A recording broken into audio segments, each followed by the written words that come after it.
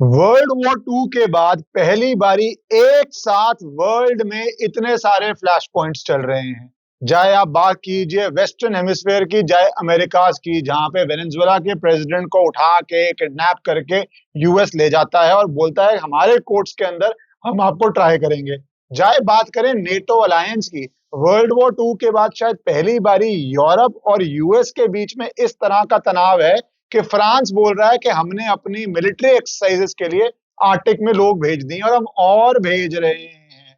वहां से अब आगे बढ़े तो ईरान में क्या होने जा रहा है किसी को पता नहीं है। स्ट्रीट्स पे रेवोल्यूशन चल रही है। इजराइल ईरान के बीच में पिछले साल ही एक तनाव हो चुका है। सऊदी अरेबिया का क्या रोल होने जा रहा है इसके अंदर, पूरे रीजन का क्या होने जा रहा है इसके अंदर पता नहीं।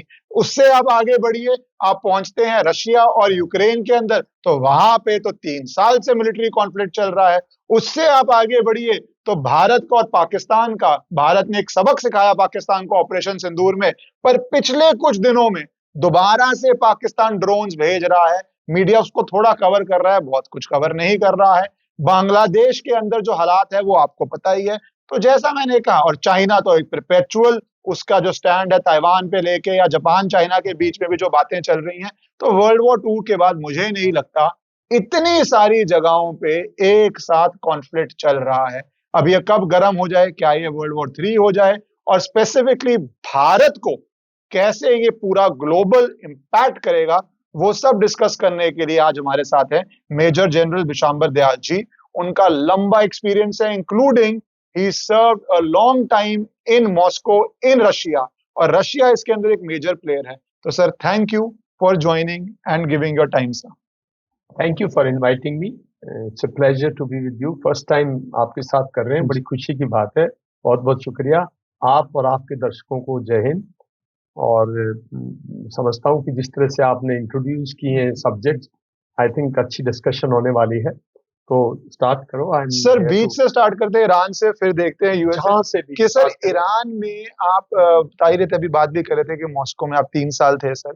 तो ईरान के जो इवेंट्स हैं, अगर रशियन पर्सपेक्टिव से देखें, पहले अमेरिकन पर्सपेक्टिव के आने से पहले, रशिया के लिए ईरान की क्या इंपॉर्टेंस है आज के वर्ल्ड में, और जो वहां पे हो रहा है उसके आपको क्या लगता है, रशिया क्या उसमें ऑप्शंस अपने वे कर रहा है? क्योंकि वेनेजुएला में रशिया ने कुछ नहीं किया, चाइना ने भी कुछ नहीं किया।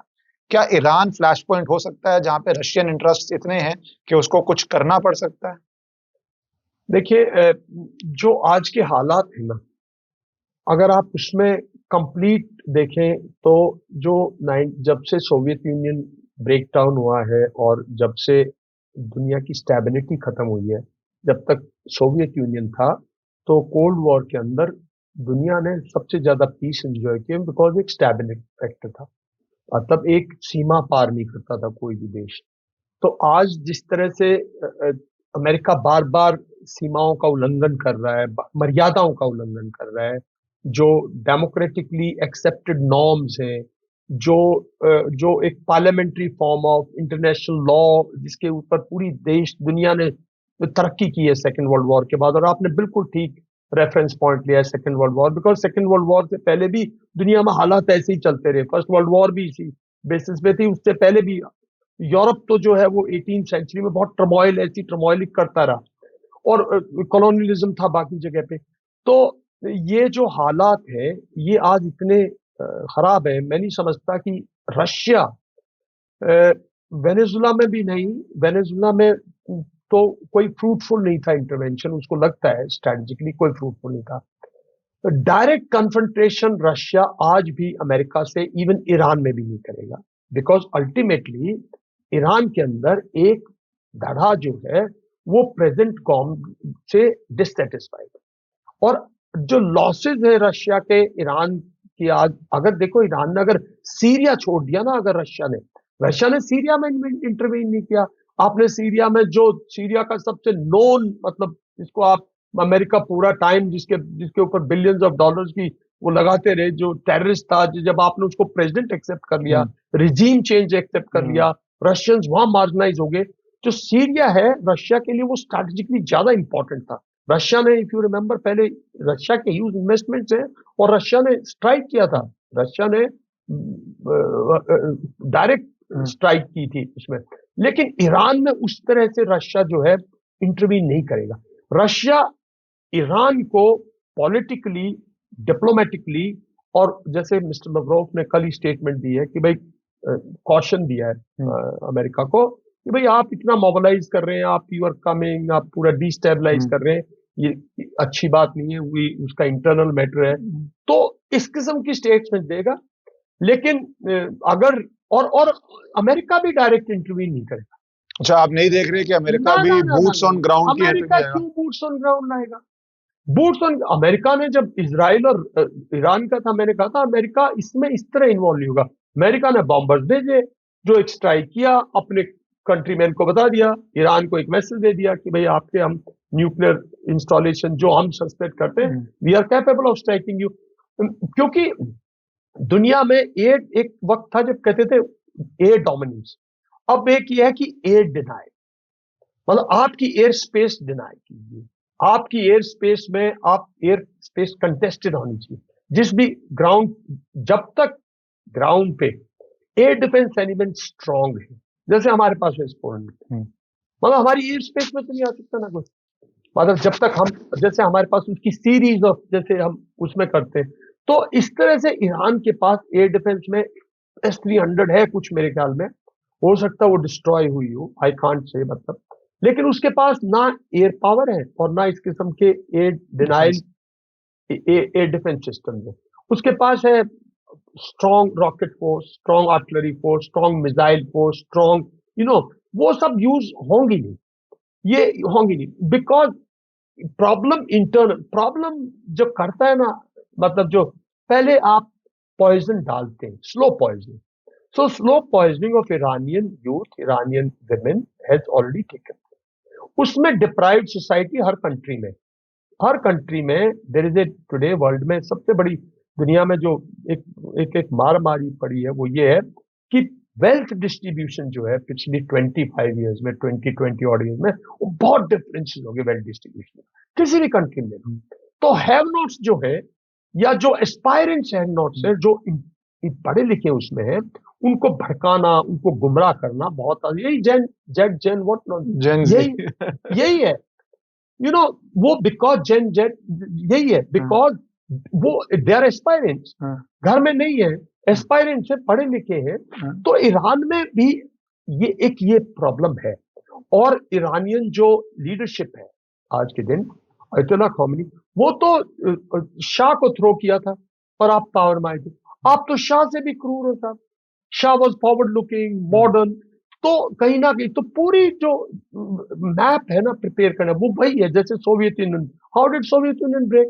अरे सोवियत यूनियन इतनी बड़ी टेरिटरी, इतने यही चीजें थी, ऑयल था, नेचुरल गैस, सब कुछ थी, लेकिन एक स्लोली पीपल पॉपुलेशन के अंदर एक एंटी कम्युनिज्म का एक सेंटिमेंट डाल दिया, और जो कम्युनिस्ट था वो इतना बुरा बना दिया लोगों के दिल में कि लोगों ने उठा के एक दिन को पत्थर मारे, फेंके, तोड़ी उनकी सब कुछ, और सोवियत यूनियन टूटी। ठीक इसी तरह से मॉडल है जो अमेरिकन डीप स्टेट का मॉडल है, वो बहुत सिंपल मॉडल है। वो मतलब दरारें ढूंढता, तभी मैं कहता हूं कि किसी भी समाज में, खासकर हमारे जैसे समाज में दरारें मचा लेंगे। मतलब आपके नेशनल लेवल पे आपकी पॉलिटिकल पार्टीज में क्या डिफरेंसेस वो होंगे, आखिर सत्ता का मामला है। लेकिन तो ईरान की जो सोसाइटी है ना, उसमें बहुत दिन से दरारें, और इन दरारों को अमेरिका ने एक्सप्लॉइट किया, और इसमें मैं समझता हूँ इजराइल का भी हाथ होगा, और इसमें जो अमेरिकन समर्थक है उनका हाथ होगा। लेकिन बूट्स ऑन ग्राउंड लाने पे हो सकता है ईरानियन कंसोलिडेट होगी। ईरानियंस इराकी की तरह नहीं है।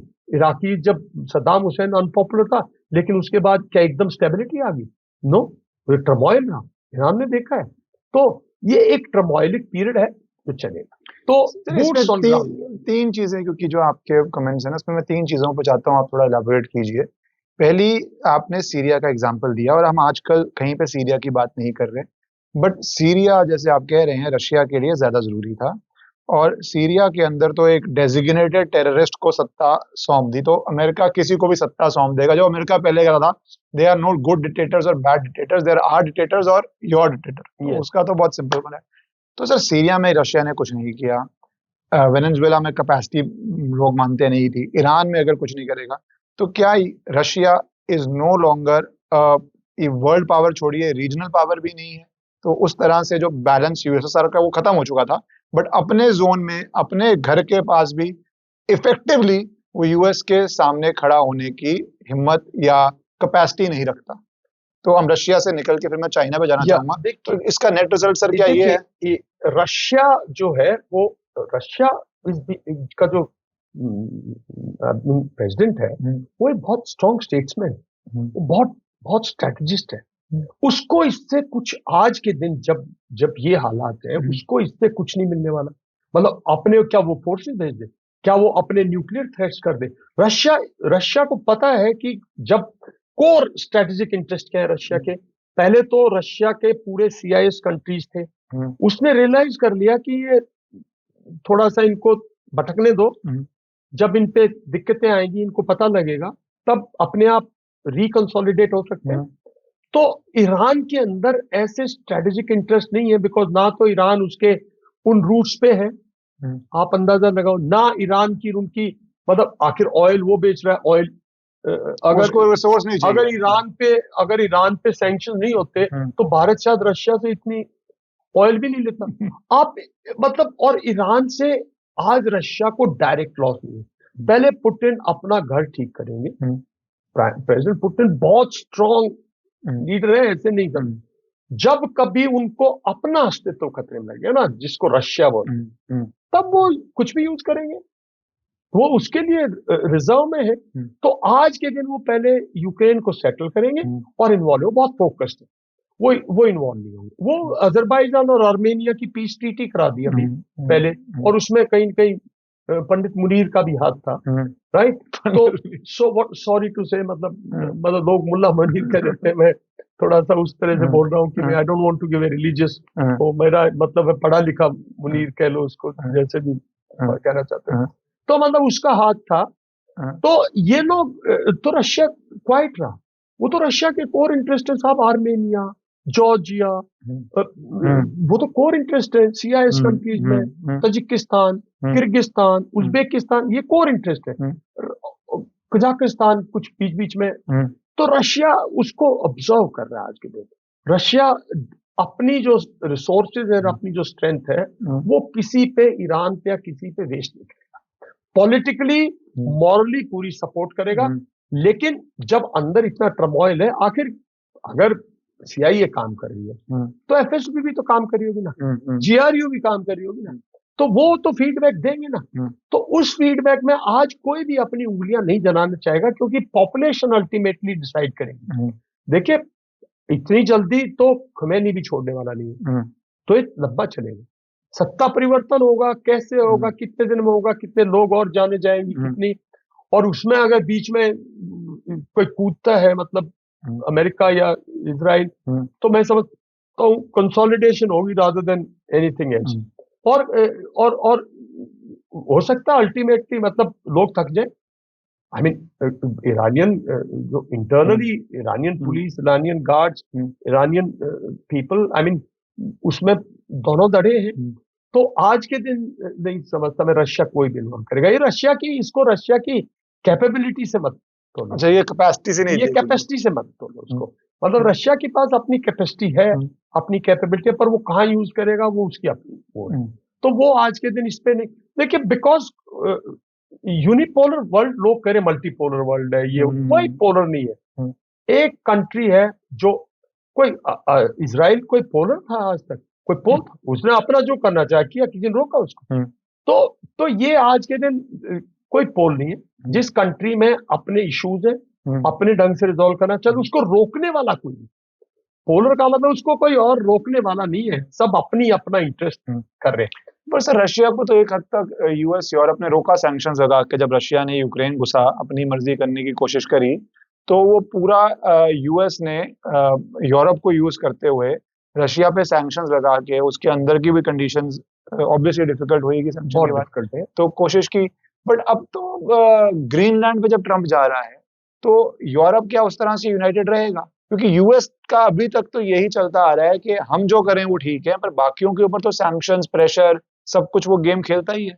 देखिए इकोनॉमिक सैंक्शन जो वो एक टूल बना दिया, न्यूक्लियर पावर की तरह एक टूल बना दिया, मतलब इकोनॉमिक सैंक्शन एंड क्लबिंग, आप इसको ग्रुपिज्म कह लो या आप इसको जो अलायंसेस कह लो, ये एक मतलब जो यूरोपियन सोसाइटी है, वेस्टर्न सोसाइटी है, ये उसने एक टूल बनाया, ह्यूमन राइट्स, मतलब डेमोक्रेसी, मतलब फंडामेंटल राइट्स, ये सब उसका law of the land govern by, ये सब उसका एक ड्रामा, एक बहुत अच्छा रिचा हुआ। लेकिन इसमें कोई शक की बात नहीं है कि ट्रेड को उन्होंने एक टूल बना दिया, राइट, और उससे रशिया पे इफेक्ट पड़ा, उसकी इकोनॉमी पे इफेक्ट पड़ा। एक्चुअली में जो अगर आप मल्टीपोलर वर्ल्ड जब दिखेगा, जब चाइना बोलेगा कि hell with you mister Trump, जो हम चाहेंगे वो रशिया के साथ करें, राइट, इंडिया बोलेगा hell with you mister Trump, hell with America, हम डायरेक्टली ट्रेड करेंगे रशिया से, राइट। अगर चाइना में ये गट्स होते तो वो कहता हेल विद यू, और वो ट्रेड करता ईरान से, कहता ये मेरे इंटरेस्ट है, ये मत टच करना, वो तो इजराइल को बोलता। तो ये सब जो है, मतलब जब तक आप इंटरनेशनली, जब तक कंट्रीज इंडिपेंडेंटली स्ट्रांग होके ऐसी बातें नहीं करेंगे, जब तक ये चलता नहीं, अमेरिकन डंडा चलता है। सर मैं ग्रीनलैंड जाना चाह रहा था, पर आपने चाइना का मेंशन कर दिया। ग्रीनलैंड का, मैं ग्रीनलैंड का, चाइना पे, ग्रीनलैंड पे लेट्स फिनिश ग्रीनलैंड पार्ट। नहीं सर, मैं चाइना पे, क्योंकि ईरान से जुड़ी है, मैं ग्रीनलैंड पे, क्योंकि ग्रीनलैंड का यूरोप में भी बहुत चीज है। चाइना के लिए तो ईरान इंपॉर्टेंट है, क्योंकि उसको तेल, अगर वेनेजुएला का तेल भी नहीं बचा, रशिया के पास तो अपना तेल है, अगर वेनेजुएला का भी तेल नहीं बचा, ईरान का भी तेल नहीं बचा, जो बाकी कंट्रीज है वहां पे यूएस की मिलिट्री बेस है ही है। तो डू यू थिंक चाइना जो कहता था कि वो जो सन 2 स्ट्रैटेजी है कि बिना बुलेट फायर करे दूसरे को हराओ, क्या यूएस ने चाइना को बिना बुलेट फायर करे बहुत कॉर्नर कर दिया है? अगर ईरान रिजीम चेंज होता है, या ईरान अगर इराक की तरह डिसरे में भी जाता है तो तेल नहीं निकलेगा, डिसरे का मतलब वहां से तेल नहीं आएगा। तो चाइना का क्या इस पे इम्पैक्ट पड़ता है अगर तेल के इतने सारे सोर्सेज ड्राई अप कर जाते हैं? देखिए, चाइना का एक बेसिक चीज, चाइना भी ट्रेड वॉर कर रहा है, इकोनॉमिक वॉर तो चाइना ने सिखाई सबको, इकोनॉमिक प्रेशराइजिंग, पूरा का पूरा श्रीलंका लूट लिया, कितनी कंट्रियां अफ्रीका में, जो म्यांमार लूट गया।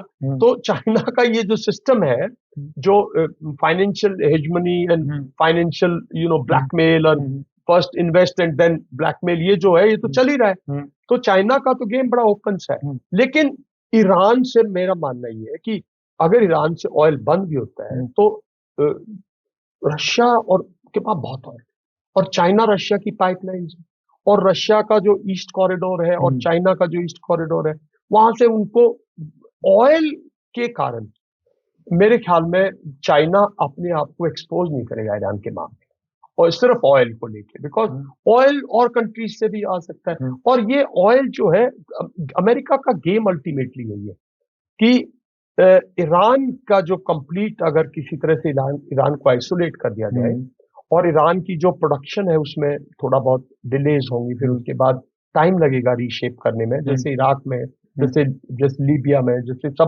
जैसे सब में यही हुआ ना, मतलब इसी तरह कोलैप्स हो गया, कोलैप्स होगी।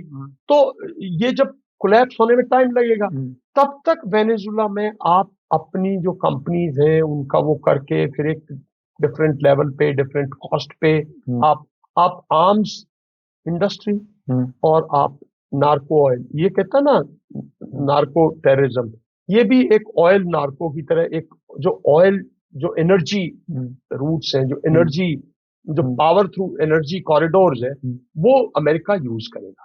लेकिन कंट्रीज रियलाइज करेंगी, ऐसी बात नहीं है। मेरा मानना है कि दुनिया में इतनी देर हाहाकार नहीं चलेगी, और अमेरिकन पॉपुलेशन भी कहीं ना कहीं, सर चुनाव में अगर मिड टर्म में ही अच्छा रिजल्ट नहीं आता डोनाल्ड ट्रंप के लिए, तो वो वैसे ही डिफिकल्टी आ जाएगी। जैसे वहां की कांग्रेस ने वोट किया कि भैया अब आप कोई नया एक्शन नहीं लेंगे, विदाउट ऑथराइजेशन वेनेजुएला में कोई नया स्टेप नहीं लेंगे, तो वो तो यूएस के इंटरनल डायनामिक्स भी हैं जिसके, बट सिचुएशन तो सर अनप्रेसिडेंटेड होगी कि एक टाइम पे इतनी जगह जो यूएस ने अपने आप को एक्सपैंड किया, इंक्लूडिंग सर अब थोड़ा जरा यूरोप की बात करें, कि कोई प्रेडिक्ट नहीं कर सकता था कि आप जो आके बोल रहे थे कि भैया यूरोप नेटो पे खर्चा नहीं करता, वहां से बात शुरू हुई, खर्चा नहीं करता, टू आपने उनको फोर्स कर दिया मिलिट्री एक्सरसाइज करने के लिए, जहां पे अब जितनी भी उनकी संख्या है, फ्रांस भी अपनी मिलिट्री एसेट्स भेज रहा है, आर्टिक फ्रीज या आर्टिक करके कोई उसने नाम दिया है। तो यूरोप और यूएस के बीच में आप क्या होता देख रहे हैं? What are the possibilities and how does that change the world? देखिए, जहां तक यूरोप की बात है, यूरोप डिप्लोमेटिकली खुद भी डिवाइडेड है।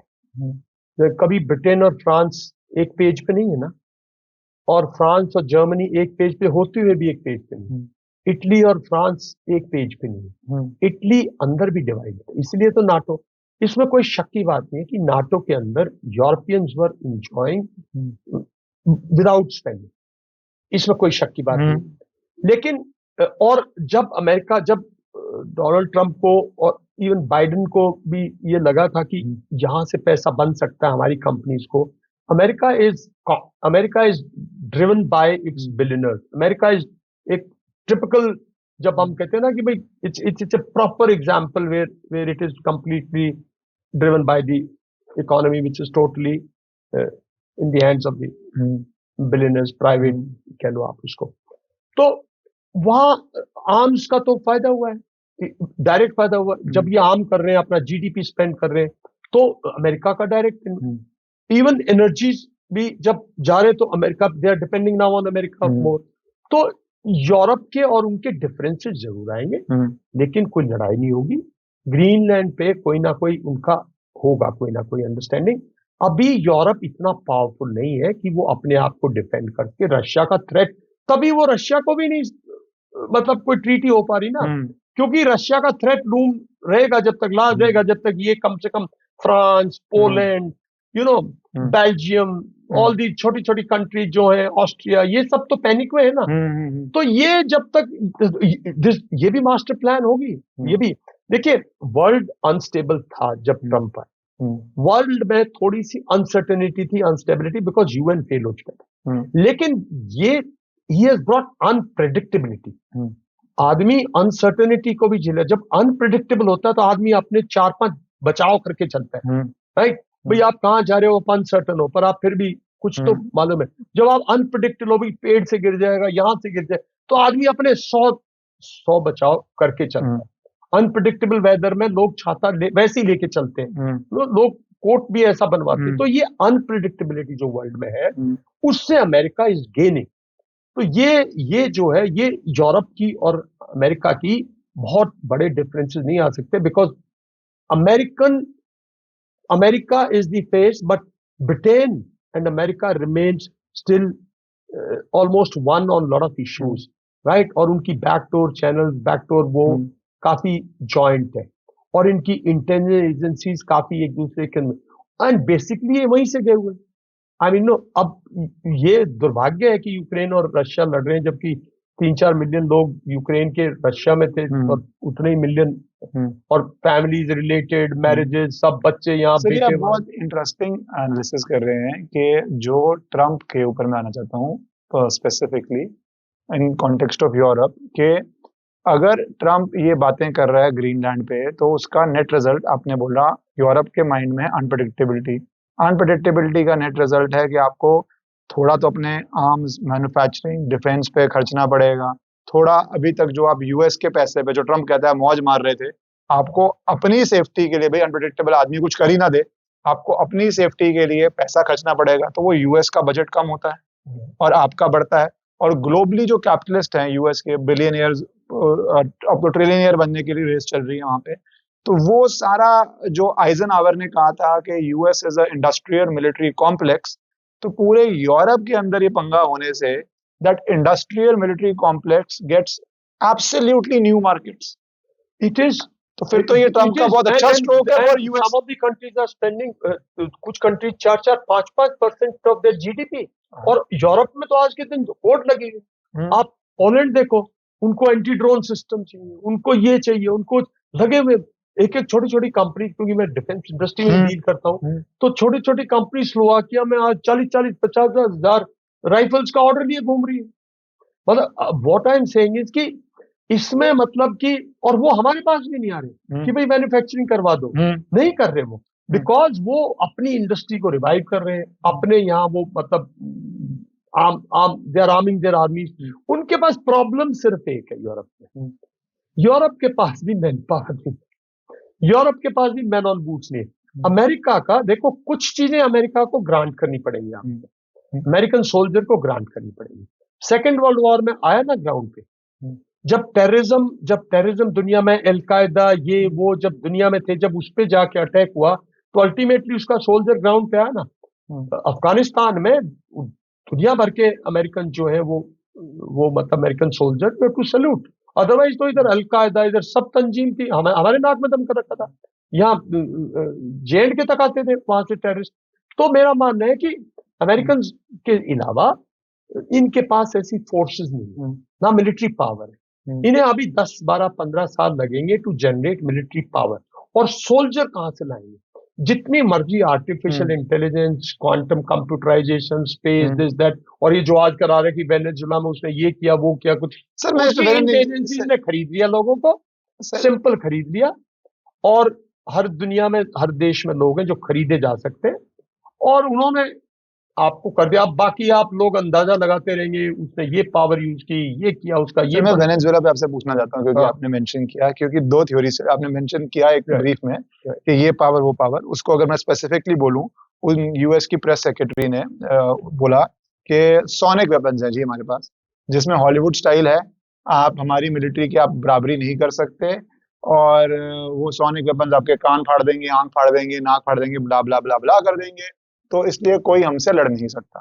मेरा माइंड इसमें गया, रोनाल्ड रीगन ने जब वो स्टार वॉर्स किया था, इतना अपना ब्लफ मारा स्टार वॉर्स है कि यूएसएसआर को अपना मिलिट्री खर्चा बढ़ाना पड़ा, क्योंकि आप सर प्रेडिक्ट नहीं कर सकते कि ये ब्लफ है या कुछ इसमें अंश है ट्रुथ का। तो अब अगर तो उसने सिर्फ खरीद लिया तो ठीक है, वो खरीद लिया, मनी पावर है, बट क्या आपको लगता है पॉसिबिलिटीज हैं कि उनके पास generationally ahead from the rest of the world weapons हैं जो इस तरह कोलैप्स कर सकते हैं? देखिए, जहां तक बात है इलेक्ट्रॉनिक काउंटर मेजर्स की, इलेक्ट्रॉनिक मेजर्स की, जहां तक बात है स्पेस टेक्नोलॉजी की, जहां तक बात है आर्टिफिशियल इंटेलिजेंस की, अमेरिका कहीं आगे, राइट। लेकिन अब प्रोपेगेंडा कैसे करें? जो जो जो जो फेंस सिटर स्टेट्स हैं, जो घबराए हुए लोग हैं, जो अब तक सोच रहे थे कि हम अमेरिका से दूर हो जाएं, हम चाइना की तरफ चले जाएं, हम ये कर दें, अफ्रीकन स्टेट्स हैं, साउथ अमेरिका में ही है स्टेट्स, जैसे ब्राजील हमेशा ब्रिक्स की बहुत ज्यादा, साउथ अफ्रीका ब्रिक्स की बहुत ज्यादा। तो जो फेंस सिटर स्टेट्स हैं, उनको तो ये बहुत बड़ी, उनके लिए तो ये डायरेक्ट वो है। तो वो कहां जाएंगे? वो अब 6 बार सोचेंगे, 10 बार सोचेंगे कि नेक्स्ट टिकआउट करें या एक्चुअल में है।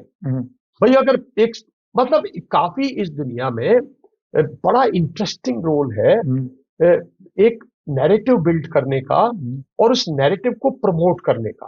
और उस नैरेटिव को प्रमोट करने के लिए इनके पास मीडिया है, इनके पास सोशल मीडिया है, इनके पास कुछ इंटेलिजेंस की सर हर देश में इनके एजेंट्स हैं, मैं मानता हूँ। आई एम सॉरी टू से, इंडियन कॉन्टेक्स्ट में अगर मैं बोलूँ, आई एम सॉरी टू से, हमारे कितने पॉलिटिशियंस, कितने ब्यूरोक्रेट्स के बच्चे कहाँ यूएस पढ़ रहे हैं, कौन यूएस वीजा के लिए क्या बोल रहा है। It is a very murky world sir. बिल्कुल। और पाकिस्तान जैसी कंट्री जो उनकी पूरी जो मिलिट्री लीडरशिप है, उनके बच्चे तो पढ़ी वहां रहे, और उनमें सेकंड हाउस है सबका वहां, टॉप लीडरशिप का।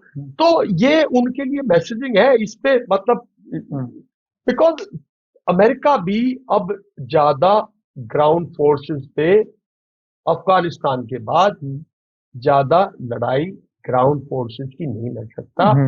तो वो इस किस्म के इस्तेमाल करेगा कि आपके पूरे के पूरे उसको जैम कर दे, आपके रडार्स को जैम कर दे, उनके वेपन सिस्टम। बिकॉज ये बेसिकली इलेक्ट्रॉनिक वॉरफेयर का पार्ट है, कुछ उसमें वो सुपीरियर है। आर्टिफिशियल इंटेलिजेंस से कुछ क्रिएट कर देता है, कुछ सिचुएशन ऐसी क्रिएट करता है जो आपको अटेंड कर दे।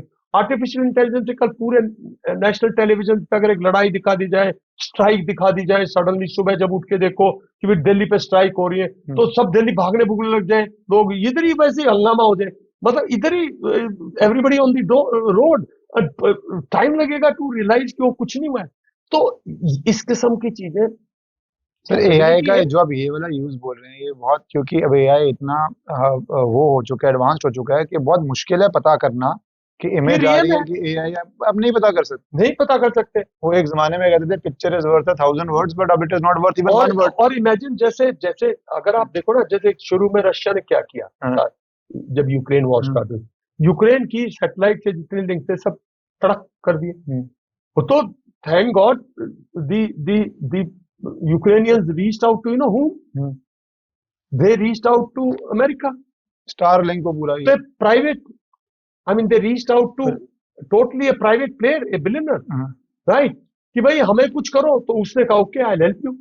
तो ये अगर इस किस्म का हो और आप उसके बाद अपनी इंफॉर्मेशन फीड कर दो और आपकी पूरी डिस्टॉर्ट, तो दुनिया में बहुत कुछ हुआ है।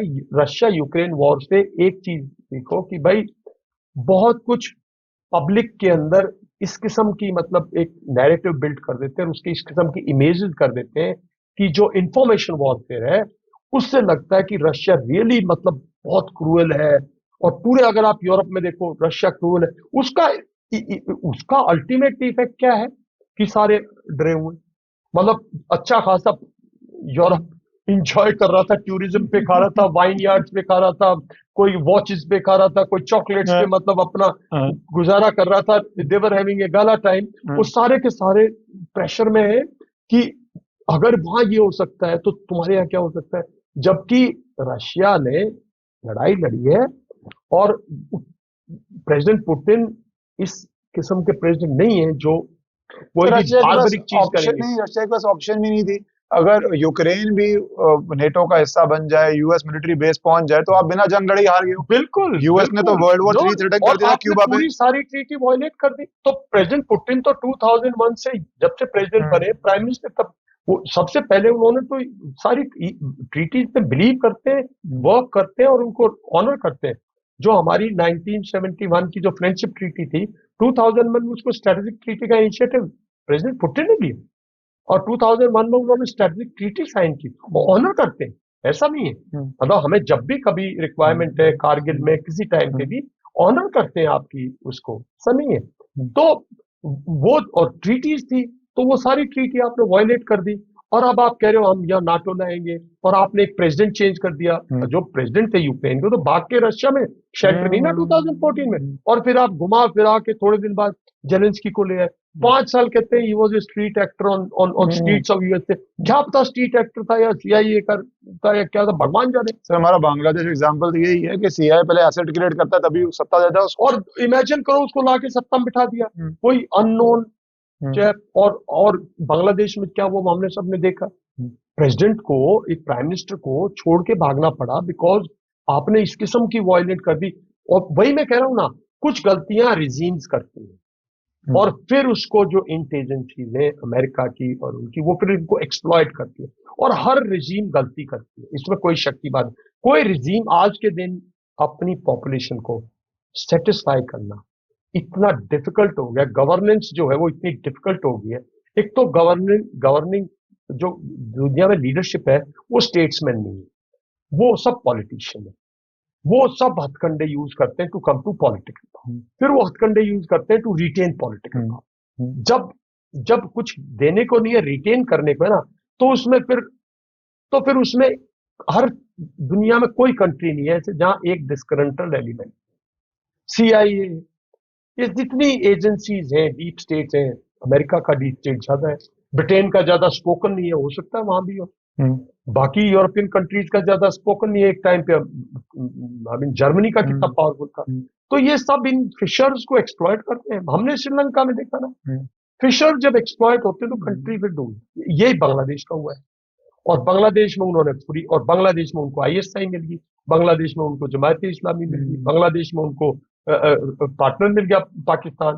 तो हम्म, पार्टनरशिप में उन्होंने टर्मोइल लिया है देश में।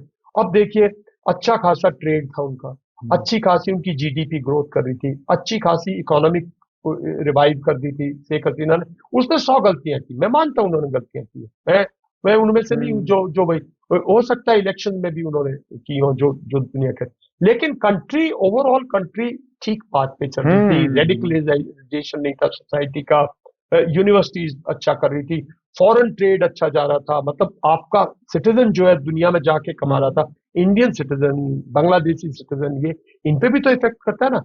तो आपने जो किया, अनस्टेबिलिटी जो ले आया, अनप्रडिक्टेबिलिटी लाए, अब आप उसको अपना सैटेलाइट स्टेट बना लो, उसमें अमेरिका भी इन्वॉल्व है, उसमें पाकिस्तान भी इन्वॉल्व है, तो चाइना पीछे नहीं होगा।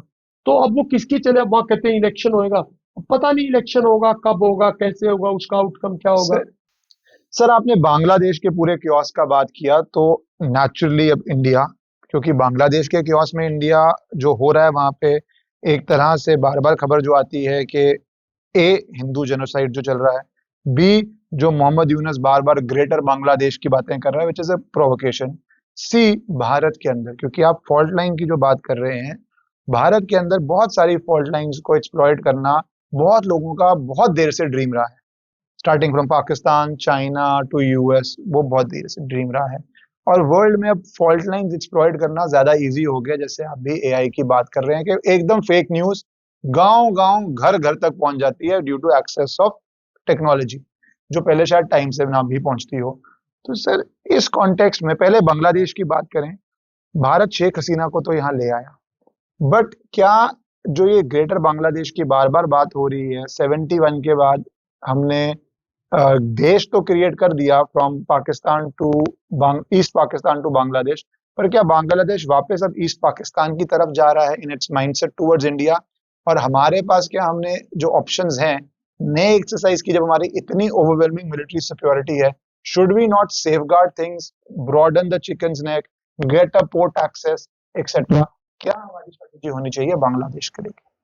देखिए, बांग्लादेश के अंदर हमें एक बात रियलाइज करनी पड़ेगी कि अवामी लीग ने भी 50% ऑफ 75 71 के बाद 50% से ज्यादा अवामी लीग ने भी रूल किया, राइट।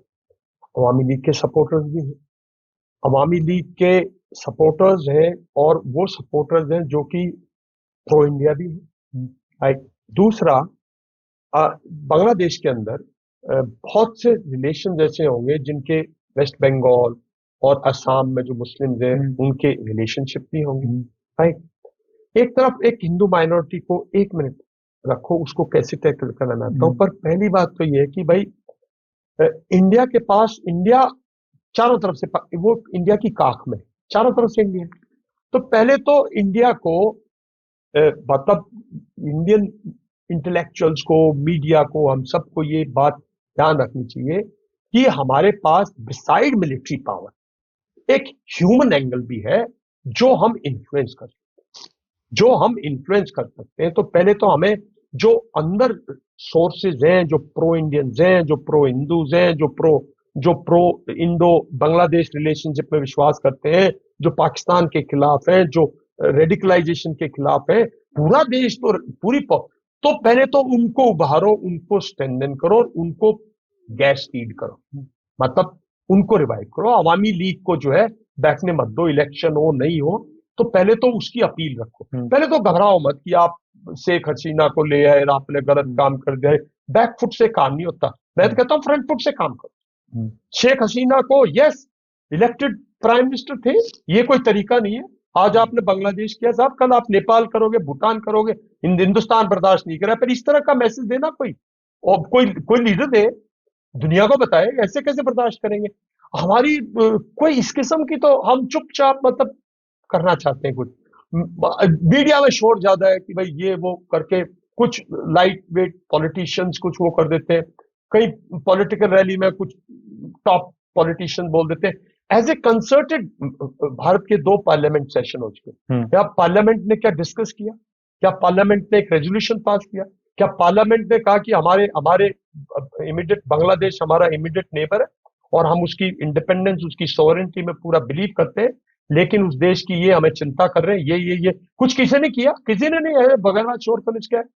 तो पहले तो आप उसको कंसोलिडेट करो, उसको करो। दूसरा, बांग्लादेश को अगर आप किसी तरह से बांग्लादेश में एक्सपेंड करोगे, हमारा कॉरिडोर बगैर बात के लोग डरे, क्या चिंता है हमें बांग्लादेश से?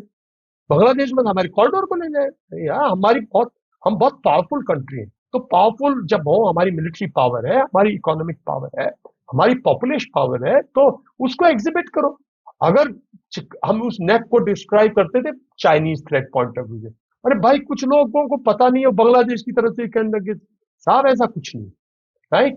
आप उस कॉरिडोर को चाइनीज पर्सपेक्टिव से देखते रहे, और बांग्लादेश को बीएसएफ जो है वो बॉर्डर को हैंडल करने में काफी सक्षम है, किसी बात नहीं है। सर चाइनीज पर्सपेक्टिव में कैसे देखते हैं आप उसकी चाइनीज में आप ये था अगर ना, उसकी डोकलाम हुआ था। सर अगर आप उसकी वनरेबिलिटी बांग्लादेश के विजाविज कोई भी सीरियसली नहीं लेता, बट बांग्लादेश की प्रोवोकेशन है।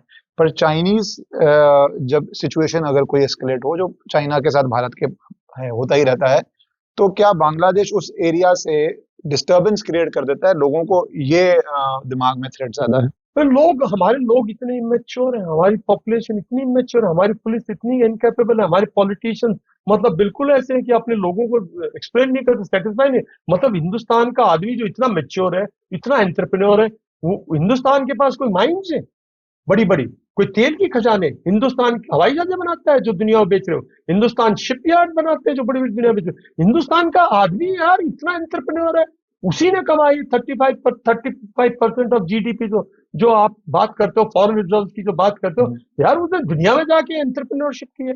बड़ा मैच्योर है आपका इंसान, आप उसको इतना गुमराह और मैं ये एक जब आप सवाल पूछ रहे थे, ये बात इंडियन सोसाइटी बात कर रहे थे, देखिए पॉलिटिकली आप कुछ भी करते रहो to exploit sentiments of for political purpose.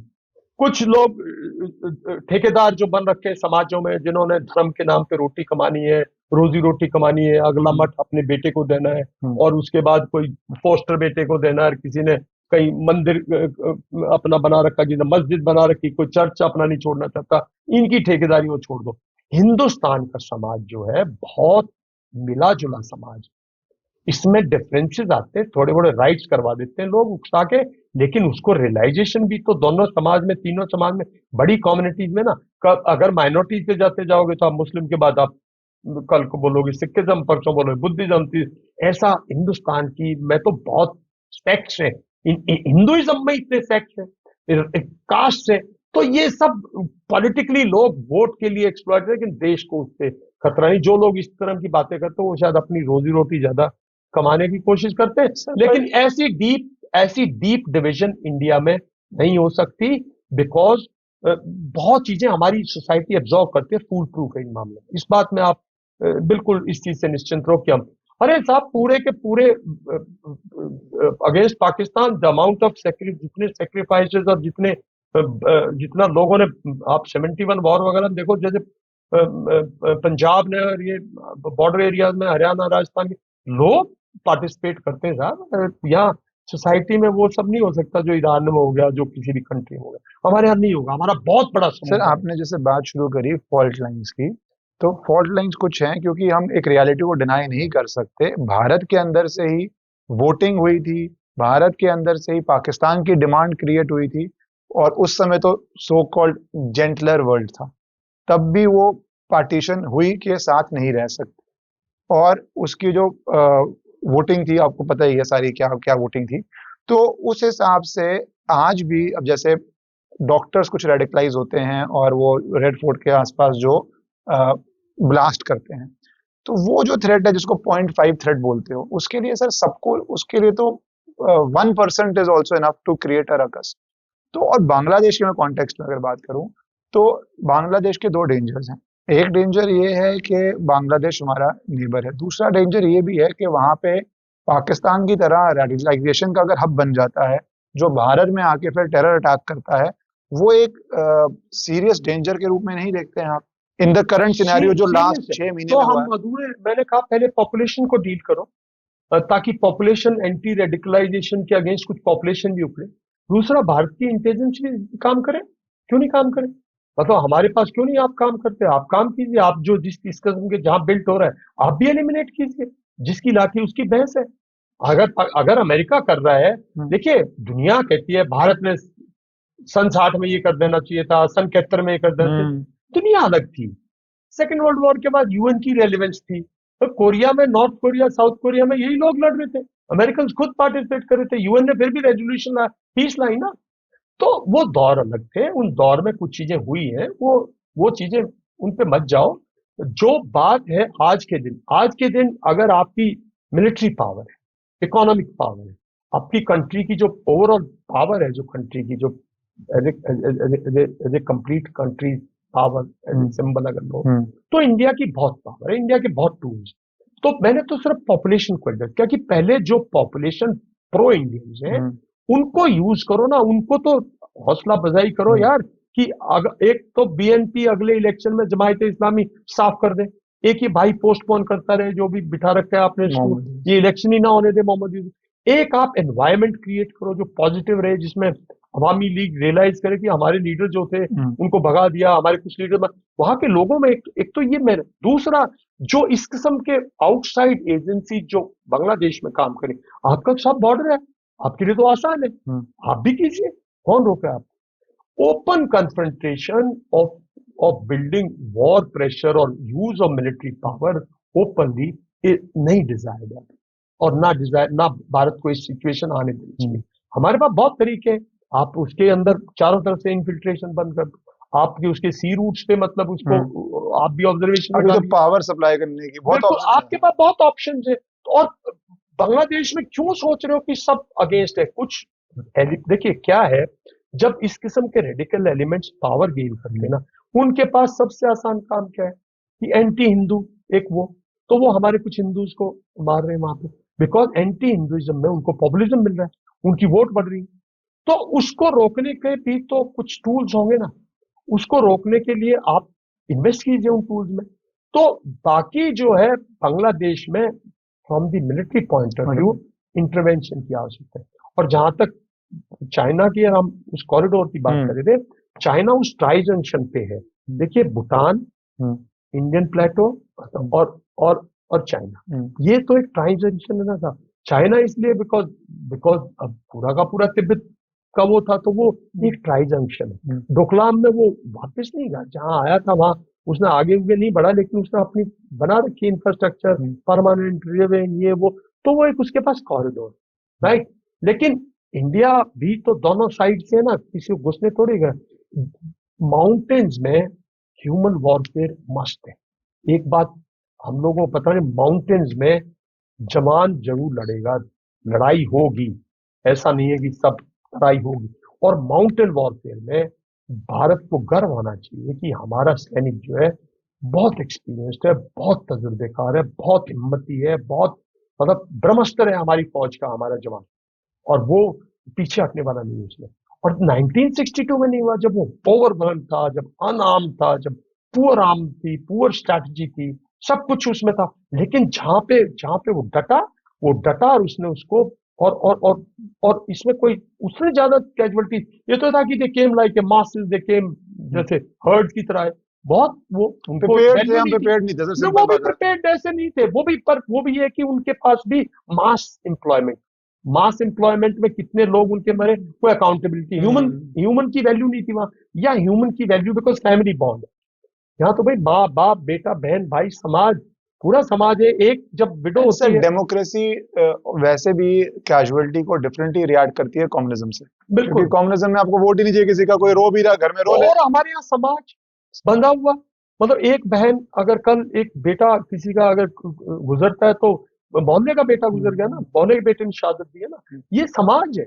इसीलिए मैं कहता हूँ कि यहाँ कितनी ही बाहर से लगे फिशर्स हैं, हमारी सोसाइटी जो है कितने रीजन्स हैं, कितनी लैंग्वेजेस हैं, कितनी, ये हमारी डाइवर्सिटी है। इसको एंजॉय करने की बजाय लोग ना थोड़ा सा लोग कॉन्शियस होते जा रहे हैं। मतलब मेरा मानना है कि मतलब अगर दिवाली पे हम इतना बड़ा एक्सपेंडिचर करते हैं और इकोनॉमी रिवाइव होती है दिवाली पे, तो क्यों ना उसको क्रिश्चियनिटी पे भी हम ऐसे ही करें? क्यों ना हम, हमारे पास तो वैरायटी है ना, हमारी इकोनॉमी को ही कितना बेनिफिट होता है आप देखो तो सही। हमें बाहर वाले की किसी की जरूरत नहीं है। हिंदुस्तान के अंदर टेक्नोलॉजी के सिवाय और कुछ चीजों जिस पे हमें ध्यान देने की जरूरत है, सेल्फ सस्टेनिंग है। आज के दिन हमारी एग्रीकल्चर इतना अच्छा कर रही है और हमारा entrepreneur youth. But sir it is not only economy, तो हमारी बहुत सेंचुरीज पहले भी सोने की चिड़िया कहा जाती थी।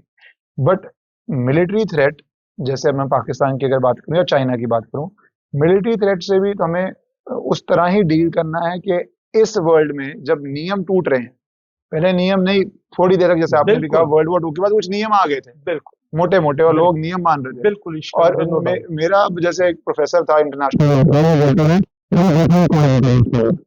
हम सब पढ़ाते हैं तो मैं यूनिवर्सिटी में, बस पर यूएस पे लागू नहीं होता। निकागुरा के अंदर वो क्या, उस वो निकागुरा का बिल्कुल एग्जाम्पल कभी था, से कर रहा है वो कर रहा था, तो अब तो पर वो बहुत ज्यादा ऑब्वियस हो गया है।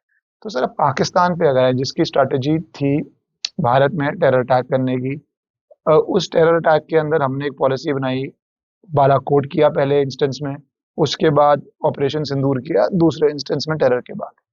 अब पाकिस्तान ने उसके बाद कोई टेरर अटैक तो नहीं किया उस तरह से, ये डोमेस्टिक था जो रेड फोर्ट पे हुआ। लिंक्स हो सकते हैं पाकिस्तान के, वो मैटर अलग है। बट जो भी ड्रोन्स भेज रहा है बार बार, तो इसके पीछे अगर आप एक बार पाकिस्तान माइंडसेट की हेल्प करें कि पाकिस्तान क्या अचीव करना चाह रहा है ये ड्रोन्स भेज भेज के, what is its game, and then what should be India's game. देखिए, पाकिस्तान का जो गेम है, मैं मतलब उनकी मैं मतलब है उनकी मैं बहुत अच्छी तरह से उनके बारे में जानता हूँ। आंसर वही, वी हैव टू गेम मतलब इट और आउट। उनका जो मिलिट्री लीडरशिप है ना, वो हमारी तरह नहीं सोचता। अच्छा। उनकी एक सोच है कि भाई एंटी इंडिया, किसी भी तरह इंडिया, उनकी ये सोच है कि यहाँ इस जो फिशर्स हैं हम इसको एक्सप्लॉइट करेंगे, हम इसको हर हर तरह का टूल लगाएंगे। जो टेररिज्म था वो उसका एक तरह से उसकी फोर्स है। जो उनके टेररिस्ट हैं, पता नहीं उनके हेड्स कितने उनकी आर्मी से ही पे ना निकलो। तो ये उनका एक एंटी इंडिया और to divide India and to grab, मतलब JNK को किसी भी तरह ग्रैब कर लिया जाए, ये उनका एक 24/7 काम है। ISI का 24/7 काम है। एंटी इंडिया 24/7 काम करते हैं उनके स्ट्रेटेजिक थिंक करिए। हमारे यहाँ डेमोक्रेसी है, हमारे यहाँ और इश्यूज आ जाते हैं, हमारे यहाँ इश्यूज में नहीं देखते हैं। अब उसका क्या है कि वो आपको फिर से थोड़ा प्रोवोक करना है, ताकि जो आपकी क्रेडिबिलिटी है ना, देखिए अगर हम पूरा एज ए नेशन कह दें कि ऑप्शन दूर जा रही है और ऑप्शन दूर बंद नहीं हुआ और कोई भी टेररिस्ट अटैक हम उसको ऐसे लेंगे, तो वो कहता है भाई मैं तो ड्रोन भेज रहा हूँ आप कीजिए, वो आपको एंगेज करने की कोशिश करे। मेरा अपना मानना ये कि भारत को चाइना पाकिस्तान के साथ एंगेज नहीं होता। पाकिस्तान के साथ जब भी काम करो डिसाइसिव काम करो, 4 दिन 6 दिन सोच के काम, कि इस लेवल तक काम करना है। अगर एंटी टेररिज्म ऑपरेशन अगर आप लॉन्च कर लें, तो अजहर मसूद, सैयद शाहबुद्दीन, LDT चीफ एम, दे एक बार एलिमिनेट कर रहे हैं। दाऊद इब्राहिम कोई कहीं बैठा, कोई मेथड हो, पहले जैसे अब कुछ भी कहो अमेरिका को, लोग खरीदे, ये किया वो किया, अगले कह रहे हैं भाई हमारे देश में वो भेज रहा है। अगर वो ये बोल सकता था भाई हम तो कह रहे हैं, वो तो ओपनली भेज रहा है, वो तो वो तो कर देता है, कभी कभी पहलगांव कर देता है, कभी कुछ कर देता है, वो तो कर रहा है। और आज से नहीं 30 साल से पूरी आर्मी कह रही है, पूरे स्ट्रेटेजिक थिंकर्स कह रहे हैं, पूरी पॉलिटी कह रही है कि भाई ये चाइना, ये पाकिस्तान स्पॉन्सर्ड है, पाकिस्तान इसका मेन सरगना है और पाकिस्तान इसको सपोर्ट कर रहा है, वो इसको ट्रेन कर रहा है, वो इन्फिल्ट्रेट। अजमल का साहब को तो जिंदा ही पकड़ लिया था, तो सब कुछ है। तो जब एक चीज ओपन है तो मतलब डिसाइसिव, भाई इस लेवल तक ये चीज है डिसाइसिव। रोज की उसमें अब JNK जैसे है, मतलब अब इंटरनली गार्ड, आपने अभी बात की कि इसकी जो डॉक्टर्स का जो भी आपने किया, ये देखिए, ये जो इस किस्म के जो कार्रवाई, ये स्लीपर सेल्स या ये इंट एजेंसी करेंगी और करती रहेंगी। दुनिया में भी हो रहा है, ऐसा नहीं है कि दुनिया में और जगह नहीं हो रहा, 2-4 जगह को छोड़ के दुनिया में। कल अगर थोड़े दिन पहले जर्मनी में हुआ, थोड़े दिन पहले ये किसी भी कंट्री में ये पॉसिबल है, बिकॉज मिक्सिंग ऑफ सिविलाइजेशन हो गया। पॉपुलेशन की जो थी, जो डिवाइडेड पॉपुलेशन, जो पॉपुलेशन सीमित थी बाउंड्रीज में, एक्चुअली बॉर्डर जो है from that point of view तो बचे ही नहीं ना। मतलब आज कहीं भी है, कोई कहीं काम कर रहा है, मल्टीनेशनल कंपनीज यहाँ काम करें, हमारे लोग वहां काम कर रहे हैं, तो कुछ लोग है, ये भी हो सकता है कि थ्रू फोर्थ वर्ल्ड यहाँ से पाकिस्तान ने ट्रेन किए, ऑस्ट्रेलिया चले गए, ऑस्ट्रेलिया से ट्रेन किए कहीं और चले गए, वहां से फिर वो इंडिया में गुड़गांव में आके कंपनी में काम करने लग गए और उनके पासपोर्ट बदल गए, नाम बदल गए, नहीं पता लगता ना। तो ये चीजें तो दूसरा सर हो जाएंगी। टेक्नोलॉजी भी तो इजी ये होगी। तो आपको पहले एक देश से दूसरे देश जाने के लिए अगर आप जहाज, समुद्री जहाज से जाओ, महीनों लग जाते थे 100 साल बोलने पहले। जा रहे थे, आज और कोई काम उतरने होने, बाद पता था कौन आ रहा है कौन नहीं आ रहा, और हर तरह का हवाई जहाज नहीं जा सकता था बिकॉज डर था। तो मेरा मानना है कि ये तो पॉसिबिलिटी है, लेकिन मेजरली चाइना जो है कभी भी इंडिया को एक स्टेबल कंट्री के तौर पे दुनिया में नहीं शो करेगा।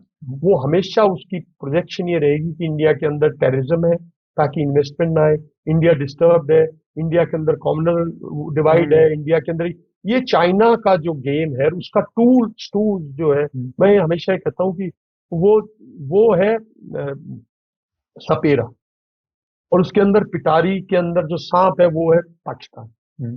तो हर बार एक सांप छोड़ देता है, तो कई बच्चे ताली बजाते हैं जहर नहीं है, उसके सांपों में जहर।